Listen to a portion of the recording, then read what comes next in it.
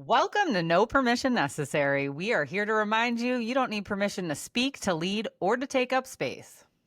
I'm Molly Bierman. And I'm Jill Griffin.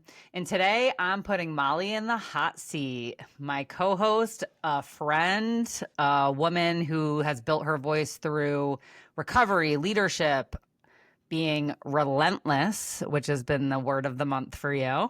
We So love we're that. diving, we love that. We're diving deep into what it means to take the biggest risk of your life starting this podcast and all of Listen, the things. that's true. I mean, I think I've taken a lot of big risks in my life, but this podcast has been a long time brewing, and we talked about it when I interviewed you last week. Yeah, it's putting yourself out there with almost feels like with no guardrails, right? We're just out here. We're out here. We're out here. Well, let's talk about it a little bit. Tell me a little bit about what led you to this moment. Like, who is the woman standing here today? And there's so many things. It's been a long journey, but tell us a little bit about you. Uh, God, where do I start? I mean, my journey starts pretty much finding my confidence and my voice through my recovery. So I think that's the biggest thing. I think, we talked a little bit about this last week, like making myself small to kind of meet Mm-hmm. other people's energy and Yeah. finding that I was maybe like hiding from what I really was drawn to or attracted to or had goals of doing because I felt like either I couldn't get there or I didn't have the right people around me to kind of raise me up, not Definitely. to kind of raise me up, to raise me up. And so I think time takes time. I know that sounds a little cliche, but my age as But it's I started to get true. older and I started to feel more confident in myself and I became a mom and, all the different journeys that I've traveled, I think a lot of people, when they talk to me and hear about my story, they're like, you lived so many different lives, right? From career to sobriety to I've lived in multiple different states for multiple different years, I've had different relationships, marriage, children, right? So, in what feels like a really long time, but in the grand scheme of things is a short 37 years, life has looked so different in every Oh, yeah. season. And I I mean, felt that's like I was something finally ready to like put a voice to it. yeah. I mean, that's where we have a lot in common, right? Where when we say this all the time, our past, like pre sobriety and now, a completely different life. Like that person is it's still inside of us, but like that is, you look back and I think I was just talking about this with somebody today. People knowing us now don't realize what we've been through to get to where we are now. And I think that's part of the voice, right? Is sharing that you can go through stuff and be in a really tough place that looks like there's no kind of escape route. Yeah. And you can rise up. You can get to wherever beyond your wildest dreams, like wherever that point is where you're like, I could never get there. You can. Like, and I think we're both proof of that. Um, what's something about your recovery journey that people would never guess unless they really knew you? Or maybe even the people that really know you wouldn't guess. Oh Lord. Uh, I was really bottom of the barrel. I think the people that don't know me and haven't heard my story, I really had to exhaust all options before I was willing to get sober. And so that meant a variety of different things, living in, my mom says living in squalor. I mean, that's a really kind of accurate statement. And really being stubborn and connected to the relief that alcohol and substances provided for me and not fearing so deeply of how it could look on the other side, right? So I think that, to kind of sum that up, I think people look at me and they're like, oh, maybe she had a problem with alcohol, or maybe it was like a couple too many drinks, Maybe or it was cutesy, yeah, dancing on bars, you know? yeah. Well, there was some of that, but it never ended well. I mean, so no, it was pretty, it was lonely. It was really dark. It was around individuals that, I wouldn't say that I wasn't supposed to quote be around because I was around them. So I essentially was You were supposed to be them. Yeah. around those people because I was those people. But I think it was more so, yeah, that dark, isolating place that is no longer fun really was where I got stuck. Yeah. I didn't get stuck in the glitz and the glamour of drinking, right? I got stuck in the darkness of Yeah. drinking, right? What would you say is the biggest lesson for you? And there's so many, but choose one of recovery. I mean, what really comes to heart, like as soon as you said that, is the only path forward is consistency. I was just talking to somebody about this the other day. I mean, that word, consistency, is so crucial for me in all areas of my life, Hmm. but started in my recovery, right? The simple things, like I think there's a YouTube video or a little documentary about making your bed, right? I don't know what the name of the title is. You probably know. I don't know what it is. But No, the because I don't idea make my is, bed. what?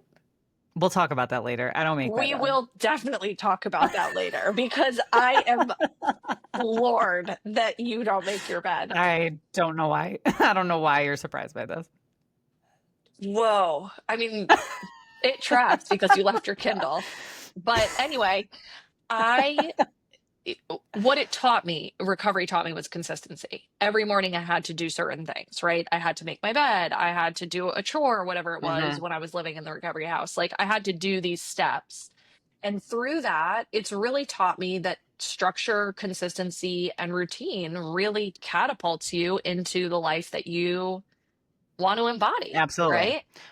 Well, you want to know, I just actually saw something recently and it makes so much sense because I am a very routine person. I have a very specific morning routine I follow This every is why day. I'm so I have, floored by this. But keep going. well, to be honest, when I get up in the morning, I'm the first one awake in the house. Yeah. So making my Ellen's bed right still when in I wake bed. up is not happening. Yeah, yeah. Anyway, but I have a very specific evening routine. And I know like we both do certain things every day. It might not be, especially once you have children, that routine, it gets hijacked a little bit, whatever. But there's certain things we Which has do been hard. That's probably been daily. the hardest Yeah. thing for me in the last few months. But go ahead. But I did see this thing the other day where like that consistency in having those rituals or routines that you do regulates your nervous system, which makes so much sense because if you look at the way we lived prior to getting sober, there was no day that was the same. There was no consistency. There was no in your bedtime and when you ate and what substances were in your body. Like you were all over the place all the time. I So mean, like ate. It was like if you I ate, right? think I mean, yeah, ultimately. I think that that consistency that we're taught when we're in recovery is so important because it does get you back into your body. It gets you back, your nervous system back. Like, okay, I know what to expect day to day. I know what to do. Like, my emotions are all over the place. Everything's all over the place. But I know that this thing will kind of bring me back to my feet, where my feet are and what I have to do right now, Absolutely. you know? Absolutely. Yeah. So Um, consistency overall in every area of life is what has been the biggest lesson and the biggest takeaway. So I think you've taken that lesson and turned them into your leadership path and the business that you're now, a part of. And so let's talk about that a little bit. I think Yeah. what's your like leadership, your path in this career that you're in now? Like what does that look like? Well, listen, I mean, it's really a story of a come up, right? I mean, ultimately, I didn't have this really idea of what I wanted to do when I got sober. I got sober really young. And so at 21 years old, I am not on the normal trajectory, right? quote unquote normal trajectory, right? Going to college, figuring out the career path, leaving the house, right? I had left the house for other reasons and it didn't include education. But as I started to stay consistent and start to have opportunities, whatever I did to the fullest, right? So I started working at a young age, and a lot of that was waiting tables and socializing and being around people and starting to Mhm. deliver a promise, right? Customer service, being attentive to detail, right? All of these qualities that I started to collect over lived Yep. experience. And I had this really big passion for helping people, right? And my passion for helping people was because somebody helped me. It was that simple, right? It wasn't this big, grandiose event. It was like a lot of individuals showed up and helped me consistently and reached their hand out over a period of time. And so I started really just putting my passion into running some recovery houses. And then I had the energy to go back to school and become an addictions counselor. And then I was given the opportunity to work direct care at a program. And I just kept climbing the ranks, right? I was just hungry for more, right? Yeah. How do I perfect this skill set and move to the next?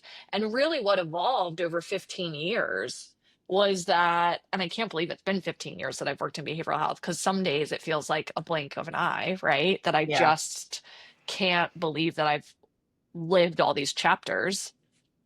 But over those 15 years, I look back, and the reason why I feel as though I can target a certain market, be able to lead other individuals and staff through an experience of pursuing their career goals and dreams of working in this Mhm. space was because I worked in every role. Yep. So by the time I got to a place where I was owning, running, and operating an organization, I had had the lived experience of being the patient to the entry level worker to the mid-level management to then being, in the C-suite, right? And so that really occurred through just brick by brick. I don't know. I know it sounds so cliche, but each step got me a little bit closer and a little bit closer. And I was actually talking to an alumni yesterday that I ran into, and he was, so excited. He ran up to me, was like, "Hey, I just celebrated a year. And, That's I so want to cool. thank the staff. And I know you're not there anymore, but I just want to thank you." And when I talked to him about it, I remember when clients or patients, whatever you term it, would come up to me and they would say, "What do you do here?" And I'm like, "Oh, I'm Molly, I'm the executive director." And they'd be like, "Oh, you're the executive director?" And I'm like, "You guys have it a little bit, twisted. What I am is the person that comes in and supports whatever the staff needs me to do on that day."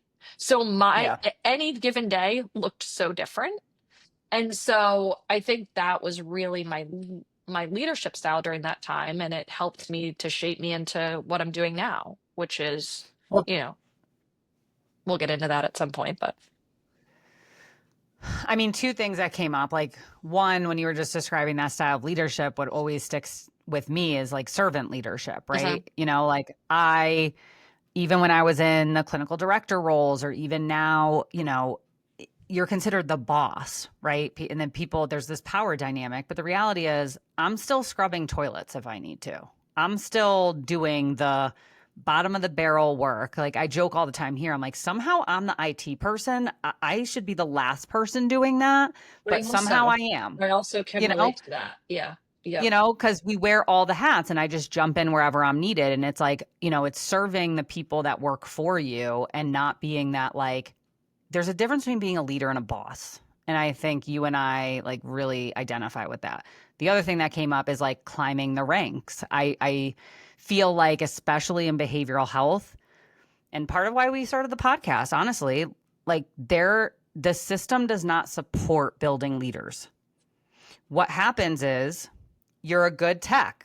you're a good case manager. So then, okay, they incentivize you to go back to school or get some more training. And then you become, a lead, and then you become a manager, and then you become a director. And it's like, but along the way, those are just the good workers. They're not really the leaders that are being put into these positions of leadership. And I think that's, I don't know. I mean, share a little bit about that and what your experience has been in leadership and behavioral health Oh, specifically.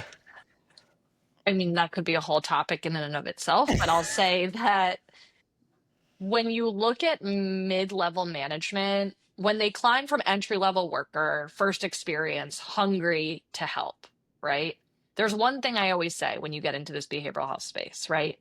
This is a paid position, not a service position, and you have to treat it as such, right? Hmm. So if you're looking to take care of yourself, you need to do that outside of the workspace. You're coming in here as a paid employee, right? Yeah. It's not mission work, you know? It is nice that the two align and you can bring purpose and passion into your work. But again, you're getting a paycheck, right? So I think there needs to be a distinguishing factor there because I think a lot of people that I've come across and that I've met through the years that I've been doing this come in because they want to help people. And I get that. And it is much more than just helping others, right? There's a lot of intricacies, education, being able to create, a trajectory for yourself. And so I've struggled in that way with some of the directors that I've worked with and some of the colleagues that I've seen because they end up in those positions because they're passionate, which is Yes. huge. You cannot teach that. You cannot teach passion. So that's something that any single one of us who's looking to hire individuals is wants people that are passionate, right? In Yeah, any space. of course. And it's hard to help individuals gain the confidence to be in a leadership role and have hard conversations. And so That's what gets people is the hard conversations where, ooh, I have to confront somebody about their bad behavior, or I have to have this uncomfortable conversation about their clothing that they're wearing to work because it's wildly inappropriate. Like, yeah, we can't just like see a problem and just like pretend it's not there. That's not listen, and leadership. I and Leadership is I having the hard conversations. listen, and I've been guilty of it. We've talked about it, right? When there's like one situation where you're like, oh, I don't really want to have to address that right now. Or what happens is that it only prolongs the ending and ultimately impacts many more employees than you originally anticipated. If you could have nipped it in the butt when you saw it, then you are able to protect the additional staff and the additional fallout. Hmm. And also, what I tell folks is this is an opportunity for them to grow, right? I'm not meeting with you to reprimand you. I'm meeting with you to hopefully shape you into what comes Yeah. next, right? And This is so, a learning moment. It's a right, learning moment. right. And a lot of individuals, don't want to rumble, right? That's my favorite thing to do. I mean, a lot of the staff that I've worked with over Yes. the years, when we come into a management meeting and I say, let's put it on the table, they all look a little wide-eyed, but by the end of it they're like, I'm really grateful that you made us lean into that, because what happens is if you silo your staff and they start telling you one thing and then splitting you with another director, it's the same thing as the patient experience, right? That can happen. Yes. And what you really need to be careful of is if you're doing it as your staff and the staff are reciprocating that type of behavior, it will impact the patient experience. It's not if. It So will. that's a little bit about, what I've rumbled with over the years. And I've had to skin my knees pretty hard. I've Yeah. held on to staff that were not appropriate for too long. I have not wanted to make the hard decision. I haven't wanted to go through the hiring process, right? Like Yeah. all the things. And But when that's I've how we actually, grow. yeah, that's how we grow. Yeah. So true. Well, I would say that people would describe you, the friends that know you, and probably some of your staff or colleagues, that you are somebody who is not afraid to speak their mind. How has that shaped or challenged your leadership style? I think it's a loaded question. I was out to dinner last night and there was like this random charge on our bill that nobody could give me an answer for why it was there. And the woman was like, "Do you want me to get the manager?" And I'm like, "Yeah, I do." And the 1000%. other women at the table were like, "We're really grateful for you." Because they're like, "We would have just paid it." You know, I don't know. I mean, I think, and that's just like a little side story, but I think that for me, how it's impacted my leadership style and the ability for individuals to get candid with me. I've had to build rapport. I've had to soften the edges at times where one on one I can be inviting and open up the door for them to have their feelings. Look, I'm not somebody who's Mhm. like, you can't have feelings. I don't think that's healthy. I think there's an opportunity for them to explain their struggles and grapple with Mhm. their problems. And then how are we coming to a solution? I'm not your Totally. therapist. I'm not letting you air out everything in the room and then not coming with tangible solution. But I'm also recognizing that this is a really hard space to work in.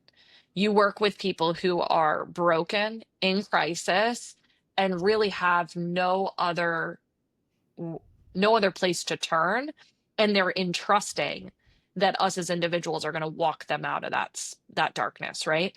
So I think people would be surprised when you kind of when I go back to that original question, like what would people be surprised about that they don't necessarily know? I would say that what people would be surprised about, especially in the work environment, is that I've actually been able to help people emote more times than not with just being an active listener and allowing them to have space to really just be able to put it all out. There's been a lot of staff that have said, "Why is it that every time I walk in your office, I just want to cry?" And it's not because you're being mean, it's just because I feel safe, right? So I think there Yeah. is a level of safety that I've carried, and that doesn't compromise the dance and the ability to get down to business when it's necessary and needed because I'm passionate, Well, right?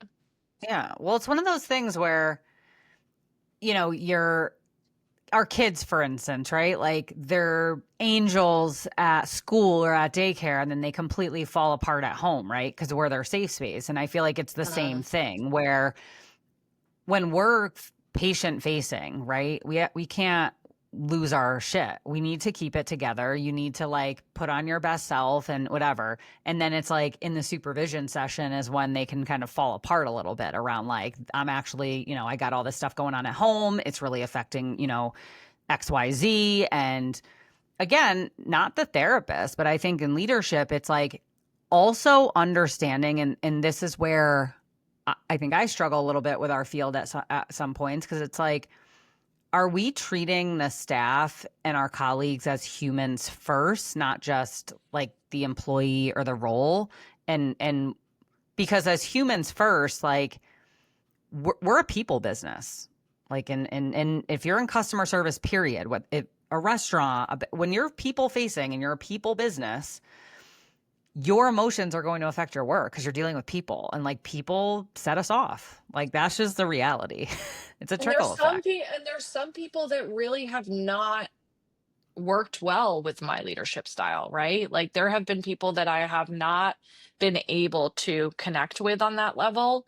And a lot of times I think that happens a good amount with some women that maybe are not feeling confident in themselves. And then when they're interacting with me, I don't know if they feel judged or they feel unsupported. But the people that have really taken to the empathy and the passion that I have, as well as the get down to business Mm-hmm. type style, have really been able to, from what I understand, grow, right? And I've been able to grow along with them, right? My goal is for you to take my job, right? I want you to take my job. Absolutely. And in fact, I have somebody who did take my job, right? Just recently when I left, the agency that I'd been with for 5 years and started and founded and created. And I am so damn proud of her. She rose to the occasion and she was scared and she didn't know how to do it and she felt like she wasn't worthy and she is crushing it. She really, yeah, But that's what makes a good leader, right? Because you do, the whole point is that we talked about this last episode, like we're bringing people up, like you yeah, want people to want to take your spot, because then that validates, like, I trained them, right? I gave them the tools, I helped them find the tools that were already inside of them. Like sometimes it's like not even so much about what we provide, but it's like it's like being a mirror and like reflecting back. You're already doing these things. You're already capable of this. Like it's yeah, just you have this blocking belief that whether it's I'm not worthy, I'm not good enough, I can't do it, it's too much responsibility. It's like you're already doing it. It's just you have to believe that you can do it. yeah, A title's a absolutely. title. And I always talk about like leadership. It's funny because I got into this a lot with one of my staff around like she was very put off by the word leadership and didn't want to step into a leadership role. And I tried to kind of explain in a million different ways, you're already showing up as a leader. Like people come to you for, advice on what to do work wise. They look to you for answers on how to do things. Like a title is not leadership. You can be, that tech and have leadership. You can be a mother, stay at home mother, and have leadership. Like leadership is not about a title and being a boss and being in charge of people. I think leadership is showing up with that consistency and doing the things that, you know, are not always seen, honestly. The things that like are in the background that like when nobody So true. sees you, are you doing the right thing? Yeah. That to me is a lot of leadership of like, Hmm. are you holding yourself accountable? Are you doing the things that you said you were going to do? Are you helping other people when that's leadership. Like, are you reaching out when you see somebody struggling and being like, hey, I can help you with this? I think it Totally. just like, it's such a bigger thing than just being the boss. Like, because let's be honest, being the boss is not, and being the person in charge is not glamorous. Like, I just want to be No, clear. I think people think we sit in like it our office begins in and our ivory ends with you. tower and we just like direct people. It's a lot more involved than that. It's a lot of work. It's not glamorous. It's a lot of late nights, weekends, like not all the time, but sometimes like that balance is off. Yeah. Um all right, so speaking of balance, you have many roles now. You are now a wife, a mother, you have a lot going on. So what does balance like mean to you? What do you think of when you hear that word? I loathe it personally, but I think it's pretty much bullshit. Uh, for the most part. I mean, I think that, listen, I, at any given time, my energy is going somewhere and it is not going to equal places. That's the reality. yeah. So, what's happening right now is my attention is going to a podcast, in this moment. I have two kids. They needed support today, right? So they're with their dad, this morning. At any given time, that role flips, right? And Yeah, when we turn off recording, our attention's going somewhere yeah, else like I'm going back to immediately. my kids and my husband, right? But there is always something in my life that is getting attention more so than other things. I will tell you that my personal experience was that I wanted to take time off of work to birth my kids and then be with my kids, and that was important to me to have that experience. I think a couple things that it taught me was that I took a full 3 months maternity leave with both my children. And what it taught me was that the show carries on. I think what people think about balance is if I'm not in everything or have this equal balance of all these little areas of my life, that things are going to fall apart. What I can tell you is that that's just not true if you're able to set up the structure of all those areas with the proper support. So for Hmm. me, taking 3 months, people would say, like, you're going to walk away from the business for 3 months. And I'm like, yeah, because I trust the mid-level management that I've trained and worked alongside, right? Like Yeah. they know what they're doing. They know how to support the clients in the business, right? Were there things that probably got missed? Yeah, probably. But things get missed when we're But there too. right. Like So, sometimes but I intentionally miss things. I'm like, I'm not doing this week. You know what I mean? Like I'm totally. prioritizing. And sometimes when we're in the leadership position or somebody's like covering for us or those times where sometimes we can look at those things and be like, well, why didn't you do this? It's like, because that person chose to prioritize things just like we choose to prioritize things. And I teach the people that I supervise and I mentor. It's like, listen, there are that to-do list is never ending. Right. It 100%. is endless. It's endless, right? And every week you have to look at, or every day, what is the priority right now? Because sometimes that priority shifts within an hour, Yeah. depending on what's happening. And really, there are different needs and different demands, right? Sometimes my Yeah. kids need more, sometimes work needs more, sometimes a client needs more, right? Like sometimes Sometimes your my husband needs family. more. Well, yeah, he should have been paying for this when I just rambled that off. We'll get into that. But yeah, I mean, I even was talking with a woman, a colleague, a couple days ago, and we had this lengthy conversation. Like, how do you dedicate time to just you and your husband, right? And when she really talked to me about that, like, we don't do that a lot, like just him and I, right? We're either with friends or we're with our kids, or so that was like a moment where I was like, wow, that's important for me to recognize that that is part of, I don't even want to say the word balance, but part of my life that I should probably be a little more attentive to, right? What are those individual moments where Mhm. it's not surrounded by a group?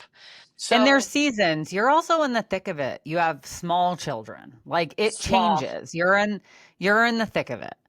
Um, Yeah, most people are like, you decided to start a new business and a podcast and my daughter's 10 months old. Yeah, I we did. wouldn't do it any other way. Okay, that's It's just all the or nothing. reality. All or nothing out here. So speaking of starting the podcast, you've said this podcast is the biggest risk that you have taken recently. Like probably, Probably since deciding that I wanted to have kids. ooh, that was a big risk. I remember you're like, I don't know if I could Big, do it. Yeah, big. we'll talk about that. But why was the podcast such a big risk for you? The podcast was a risk for me because it didn't have any infrastructure or safety.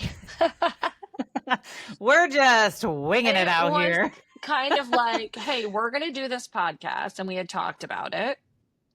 How are we going to structure it? Of course, we're type A out here. Of course, we have all the We do scaffolding some now. things. We do some things.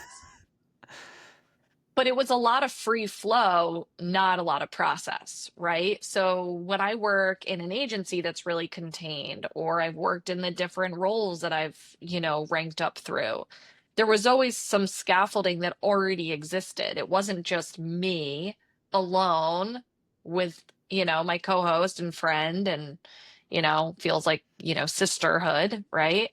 It, so I think the risk felt like, if I really was to go there, exposed, powerless over the outcome, and super vulnerable, right? Sounds like just getting sober. And that's what pregnancy felt like too, right? I didn't find You're out. like, what am I doing? I don't know what I'm doing, but I'm just going to keep showing up. Like, I think that is the biggest misconception with us, but just women in general. I'll put women in there, but I think men too. But people who seem like they have it together, and I feel like social media highlights this and makes it worse because you only see the highlight reel, right, on social media. Yeah. But like, I think people look at, you know, us who we're confident, we have a lot of stuff going on, successful, whatever, and they're like, oh, they must have it together all the time. It's like, Oh no. no. Most of the time, I'm just like, I don't know.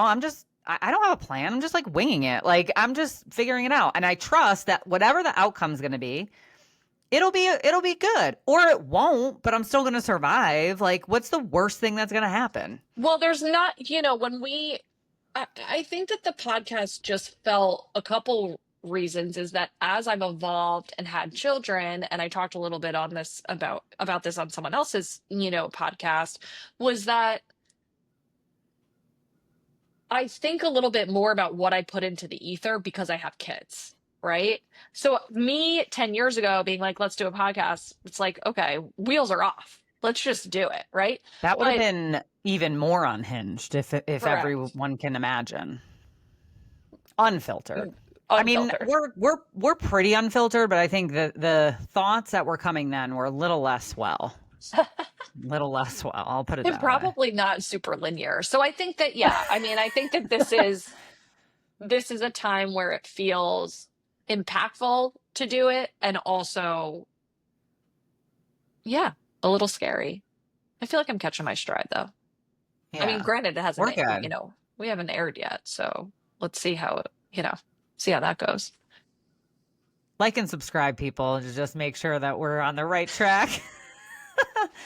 What part of your story do you feel like you've been afraid to share, but it's time? You don't have to go into detail, but like you can if you want. What Because part I of feel my like story? you've been super vulnerable lately. I mean, I know that you had, the podcast with mom recently, and we're talking now. We've recorded a couple episodes, but I feel like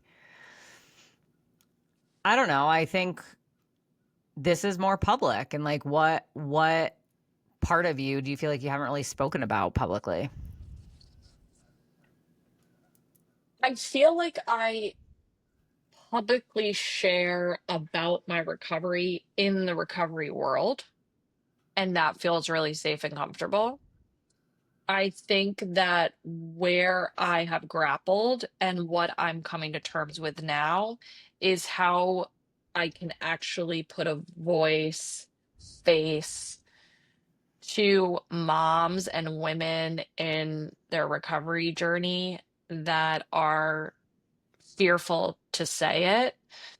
Mm-hmm. And I think a lot of that stems from the community I'm in, feeling like people will be judgmental, which is so really out of character for me, to be honest, because there's a lot of folks that probably do judge me and that I Yeah. don't really get impacted by. But for some reason, like in my new community with other moms, they have kids that are my kids' ages. We're creating community and friendship with new folks. How that would be received felt a little scary. And I did it anyway, because I will tell you that, going back to that original question is like, what is also a takeaway from your recovery, or like, what is the biggest lesson? It's consistency, but it's also, if you don't take the risk, you don't get the reward. And so when I actually went public a little bit about my story with my mom, I think really what came of that was so much good feedback. I was looking for the negative comments, trust and believe, right? Like I was like, is there anybody that's going to come out and say, you know, this, whatever, right? There's some people that I harmed in my process, right? In my, when I was active. So, but really all the feedback I got was from different moms that listened to it somehow, that reached out, that didn't know me, from physicians that reached out and were like, thank you so much for educating us a little bit more on the family piece of it. So yeah, that's where I've been a little bit ambivalent to share more about that part. And now that I've done it, I feel like it's empowered me to be even a little bit more vulnerable in this space with you, Yeah, I think and with our guests. I think it's important though to recover out loud, right? And we've talked about this. It's not even about like if you're listening to this and you're not sober, that's okay because this message still applies to you. I think there are parts of us, the therapist in me is like those shadow parts, right? There are parts of us where we may have lived a life that we aren't proud of. We've made decisions that we're not proud of. And I think we try to recreate this identity, right? You and I share this now. We're in a new community. We have friends of our kids, like parents of our friends' kids, and like we're upstanding members of society. Great, but that wasn't always true for us. And those people don't necessarily know that part of us. But I think part of why we want to kind of speak out is like you need to integrate your whole self, including those shadow parts. Like I'm sorry, but if you're 40 years old like I am, and you're gonna look me in the eye and said that you've lived a life without any shame moments of like, I wish I never did that. That's really icky. I don't want to share that with people. Like, if you've lived your life up until, you must be a monk or a priest, or I don't even, that probably wouldn't happen either. But like you can't, you're not human. You're not human is the Right. point. Like, humans do stupid things and we do things that we're not proud of. And the reality is that we need to kind of like recover. And I'm using that word broadly, but like we need to heal from that out loud. We need to be putting it out there because Brene Brown's work around shame, like that's kind of where I live now. It's like Uh-huh. we need to talk about it. We need to normalize it. We need to kind of say, hey, we've all done some really dark things, and my dark things and your dark things may be a little bit more similar than other people's. But the reality is, we need to be kind of having that conversation and being vulnerable so that people can step into their whole authentic selves, including that part of them, right? Not trying to like brush it off to the side. Well, I also think that there's a lot of folks that kind of hide behind what they did in their active days, right? Like if they were, drinking or in any sort of shameful behaviors or self-harmful behaviors, whatever it was, right? And I think that once they start to get well, this is my experience, they kind of just soar through, they start to naturally rise, right? Because you're not engaging in harmful behaviors. But as you start to rise, I think what happens is people get ambivalent to share the down moments now, right? So I really like to step into the face down moments in the present, right? Because I think it's important. And I think it's important for people to say and hear that it's messy, Even Life is if, messy. yeah, yeah, Being a human is messy. yeah. And I think now it feels more impactful and um I don't know. It almost like it's the humility part of it of like, okay, yeah, like I might be a badass successful person that you see like running and doing all these things, but like I also did XYZ, and let me tell you, like that was not fun. It was very painful. And, but I'm here now. Like, and I think Uh-huh. that's kind of like the whole message where it's like, whatever that thing is, there's another person on this earth, probably millions, but at least one other that has felt how you feel right now. Uh-huh. And there Uh-huh. is hope that you're going to get through this moment. Like, Yeah. time And takes break through the time. and break through the ceiling, right? That's what this Yeah. is really about. How did we Yeah. continue to break through ceilings that for all intents and purposes were a little imaginary, So, We're delusional. mhm. Truly. Still. A little delulu. Um, what does no permission necessary mean to you? Oof. I feel like it embodies me quite a bit when I go to tell people that that's the name of the podcast. Or like, that tracks. Uh, no permission necessary means for me that I'm gonna take the risk, whether people think it's a good idea or not. I don't tend to ask for a lot of opinion. And when I do, I think people get a little bit confused. Like sometimes I was talking to my husband last night about it, and I asked him a couple questions, and I think he gets confused when I ask for his opinion because I so frequently do not. That's So why I we think, work well together, yeah, because I will offer an opinion without you asking because you need to hear it sometimes and you won't ask for it. So I'll be true. like, hey, time out, time out.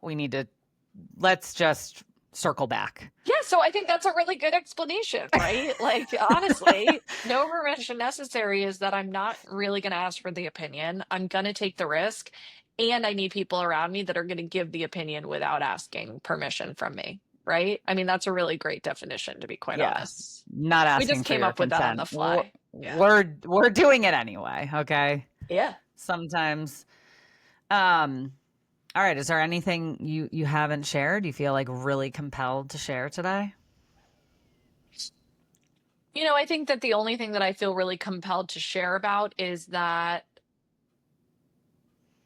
for the person who feels like it is going to take an act of God to become more confident in themselves, to be able to take risks, and to be able to even take these baby steps towards your goals, it's simply n- it's not as hard as you think it is after you take the first step, right? Because as soon as your purpose and your confidence starts to raise a little bit, it propels you to Gains continue. momentum.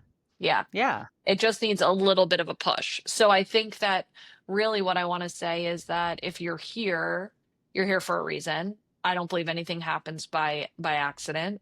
I don't Hmm. believe in coincidences. I believe they align for the purpose of propelling you and creating growth. And so I hope that you stick around to hear more about where our knees got skinned and we still were able to get to the next rung. So, Amazing. So, one thing we do at every episode is give a permission slip to all of our listeners. And I want you for like this whole conversation, like wrap up, what would be a permission slip that you give to our followers? so ooh, I love this concept, and you would think that I would have been more well prepared, but here we are. I mean, I that guess that's tracks it. though. There we go. So the permission slip is that you don't have to be prepared to take the risk because you're never going to feel prepared, right? You're never going to feel like No, you're fully ready. You're never going to feel like you're fully equipped. You're never going to feel like you have it all lined. And I would say take the risk anyway, right? That's been my mantra. that's Take such the a good one. risk and lean in. Yeah, See because what happens.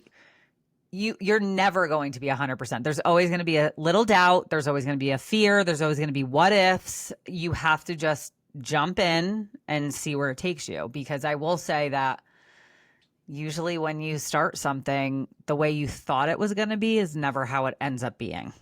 Exactly. So Yeah. sometimes you just got to roll with it. That's a good Permission to permission take slip. the risk. Yeah. Yeah. Well, I hope everybody enjoyed this conversation. And thank you for spending time with us on No Permission Necessary. If today's conversation like hits you, you're like, I get this. It means you're growing. It means you're our people. You're vibing with us, and we're just getting started. We want you to really like and subscribe. You know, share with your friends. Pass this along. We would really appreciate it. So, your Stay voice tuned. matters. Stay tuned. You never need permission. And we hope to see you next week.